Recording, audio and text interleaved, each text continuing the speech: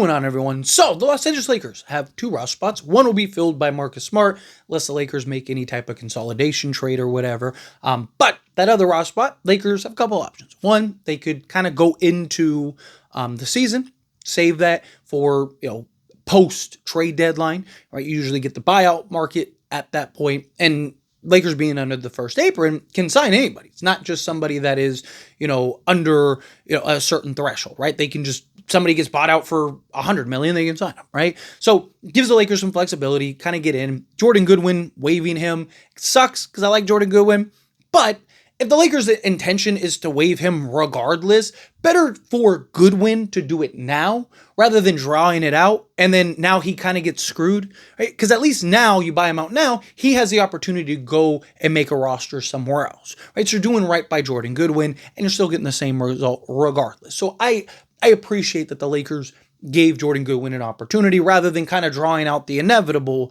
and then kind of screwing Jordan Goodwin because now he's getting bought out and, he may or may not get a roster spot at the end of the season when teams have already figured out the guard play. But Lakers could look to fill that roster spot. Here's one of the things that I kind of wonder. Why hasn't any of these free agents signed? Right? D'Anthony Melton, Al Horford in particular. Al Horford I get because he just had a kid. Right, he's contemplating retirement, so I imagine he wants to kind of take his time. You want to make sure you make the right decision in that regard. But there are reports that he was signing with the Warriors. There are reports that the Warriors thought he was already going to sign and hasn't yet. So that's really like what's going on with that. And then D'Anthony Melton is the one that's strange to me. Right, like D'Anthony Melton supposedly doesn't want to go to the Lakers. Right, he wants to go to the Warriors. Or back to the Warriors. Okay, if that's true, why isn't he already signed with the Warriors? I just feel like there is the potential. I don't know this, just my thoughts, but there's always a reason players aren't signing. Right? Like Lakers, it made sense they didn't have a roster spot. Now they do. So I'm curious to see how in the next few days or so, how does this kind of unfold and unravel?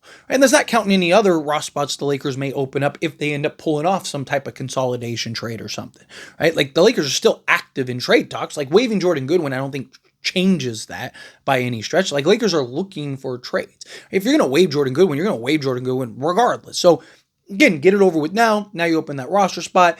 If Lakers free up 2 more spots, then, you fill in those spots and you leave that one spot open regardless. Now you could argue, okay, well, if you find somebody to replace Jordan Goodwin at some point, but again, like it depends on what the Lakers are looking at Jordan Goodwin as. They're looking at him as like, he's our, 14th guy, then get off of him. Get it over with now and then give him a fair opportunity. But if you're looking at him as like, hey, he could be a top 10 rotation piece for us, which I just don't think is going to happen, at least right now. Again, Lakers would have to make some trades. Like, probably not playing over Gabe Vincent. He's not playing over Marcus Smart. He's not playing over Austin Reed. Like, where does he slot it? Right? And they have the wing depth and all that stuff and just sizable wings. It's just, I liked him over an 82-game season. I just don't know where he kind of fits with the Marcus Smart and everything else, right? But again, to get back to there's guys that usually are waiting to sign for a reason. Like, the Warriors could sign these guys. Right? Other teams could sign these guys. Milwaukee could sign these guys. There's several teams that still want to kind of have these guys signed. Like Chris Paul, I get and understand, right? He wants to kind of wait. He's kind of debating between Phoenix and the Clippers. Again, he's kind of, does he end up deciding to retire? Like the older guys, sure. But like D'Anthony Melton in particular, what is he waiting on? He's coming off of injury.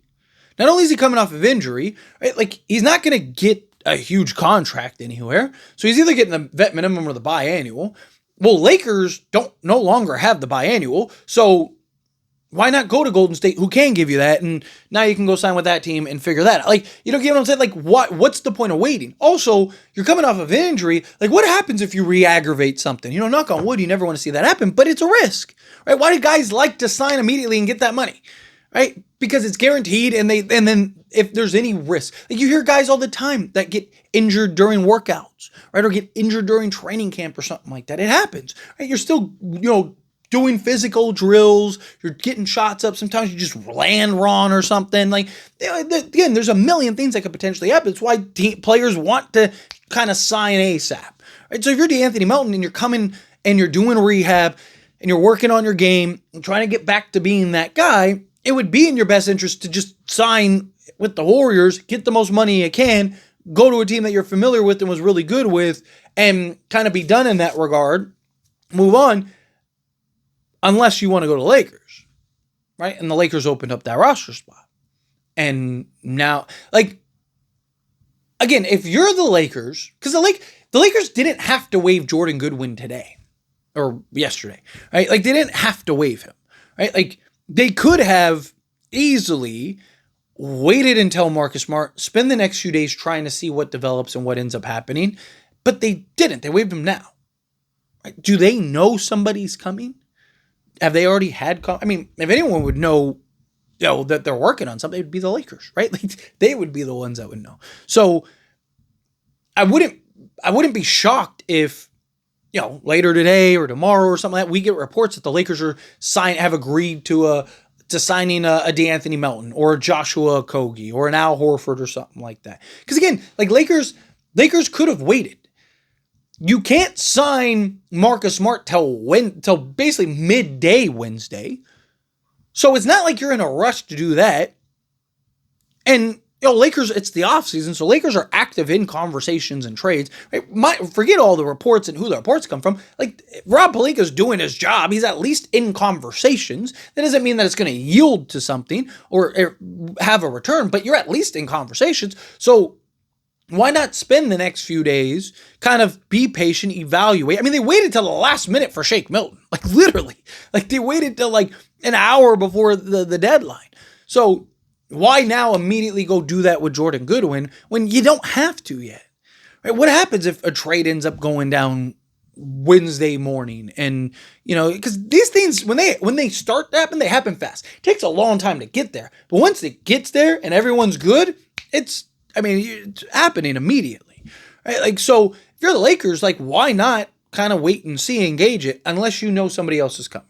Again, tinfoil hat on, whatever you want to call it, that's fine. But again, like, there's a reason that they waived Jordan Goodwin now. That reason could be as simple as like, hey, they just want to keep the open roster spot, which the Lakers are notorious to do, and just sign Marcus Smart. That very well could be the case. I'm not trying to say that that's like, there's no way that that's possible. It is. But there's also potential that Lakers are still active in trying to find a trade and are going to bring in, an Okogie or a Melton or a Horford or one of these guys that has the potential to kind of further upgrade the Lakers and make the Lakers even better. Just because you got Marcus Smart doesn't mean you can't go get a DeAnthony Melton. You can run one at the point, run at the two, especially with Marcus Smart, a 6'9" wingspan.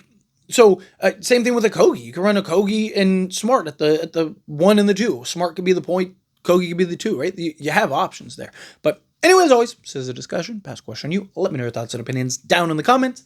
That being said, if you haven't liked this video, hit that like button. Helps me a lot as we enjoy these types of videos, and I truly appreciate it. And that subscribe channel, hit that subscribe button, turn on the bell notifications. Appreciate y'all. See you in the next one.